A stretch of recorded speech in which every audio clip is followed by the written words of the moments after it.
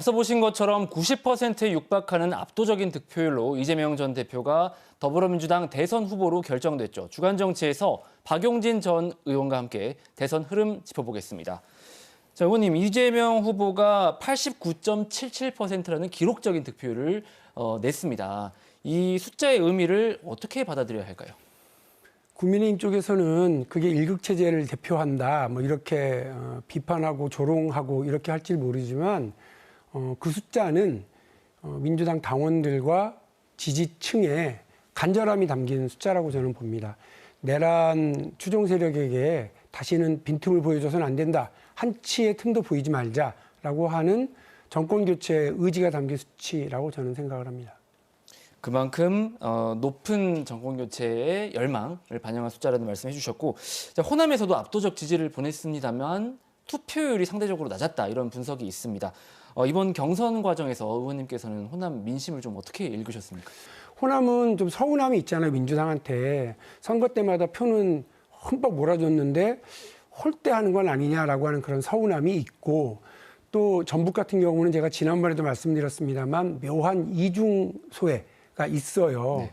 이게 호남 전체의 어떤 저발전 상황, 호남의 발전은 어떻게 이룰 거냐, 이 책임은 민주당한테 있지 않냐, 이러한 지적이기 때문에 좀 바로 들어야 된다고 생각을 하거든요. 지난번 대통령 선거 때도 이준석 그 당시 대표가 그 복합 쇼핑몰 하나 없는 광주, 이게 톡 찍어서 이야기를 하면서 우리 호남민들의 어떤 자존심을 확 긁고 갔거든요. 그래서 투표율도 그때도 좀 뭐 부족했고 또 일정한 뭐 그 어려움도 겪고 이렇게 했다고 저는 생각을 합니다. 근데 이번에는 민주당의 대선 승리와 호남의 발전 전략을 이 새끼줄 꼬듯이 이렇게 단단하게 이렇게 좀 엮어서 가야 된다고 저는 생각을 해요. 호남 발전 전략 따로, 민주당 대선 승리 전략 따로가 아니라 이것과 이것이 같이 엮여져서 가야 된다. 그러면 민주당도, 이재명 후보도 거기에 대한 구체적인 약속을, 프로세스를 밝혀야 된다고 저는 봅니다. 그래야 호남민들의 더 투표, 적극적인 지지 가능해질 거라고 보고 있습니다. 실제로 어떤 말과 행동들이 나오는지도 봐야 될 것이고, 자, 이재명 후보가 대선 후보 수락 연설에서 통합이라는 단어만 14차례 쓴 것도 조금 화제가 되고 있습니다. 그만큼 당내의 어떤 파열음, 또 비명계의 어떤 파열음을 우려하는 것 아닌가 싶기도 한데, 향후 당내 상황은 어떻게 전망하십니까? 뭐 국민 통합의 시작은 당내 통합부터이죠. 그렇기 때문에 민주당 내에서 소외받거나 혹은 이제 뭐 비명 행사 이런 논란의 대상이었던 분들, 광주에도 많이 계신데, 그런 분들에게 역할과 또 어떤 일할 수 있는 공간들을 좀 열어주는 이런 선대위의 구성이 좀 필요하지 않을까 싶습니다. 실은 비명 행사 얘기하면 의원님을 빼놓을 수가 없는데, 이런 상황에서 선대위 합류를 제안받으셨다, 이런 보도도 있었어요. 이게 실제로 제안이 왔는지, 그리고 또 어떻게 좀 결정을 하시고 계신지 또 궁금합니다. 그 아침에 그 보도가 나왔을 때는 오보였는데요. 오늘 저 2% 출연을 위해서 내려오는 KTX 안에서 일정한 제안이 있었습니다. 근데 아직 구체적인 역할을 정하지는 않았고요. 어쨌든 저는 지난번에도 말씀드린 것처럼 평당원으로서의 헌신, 역할, 정권 교체를 위한 어떤 일이든 마다하지 않겠다고 말씀을 드렸잖아요.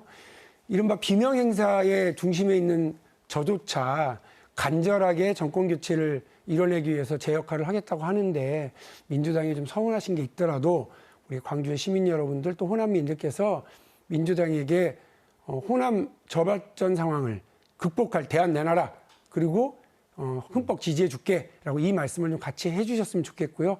망설이는 중도층에게 확신을 주고 또 흔들리는 지지층을 붙잡을 수 있는 역할, 박용진이 할 수 있도록 하겠습니다.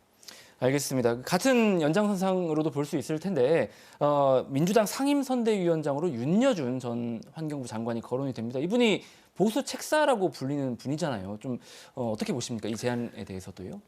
저는 뭐 나쁘지 않다고 생각합니다. 그 대통령 선거는 중도층을 누가 더 많이 확보하느냐가 핵심이기 때문에요. 중도 확장 전략이고요. 제가 이재명 대표에게도 여러 차례 뭐 이야기를 했습니다만, 운동장을 넓게 써야 축구도 이겨요.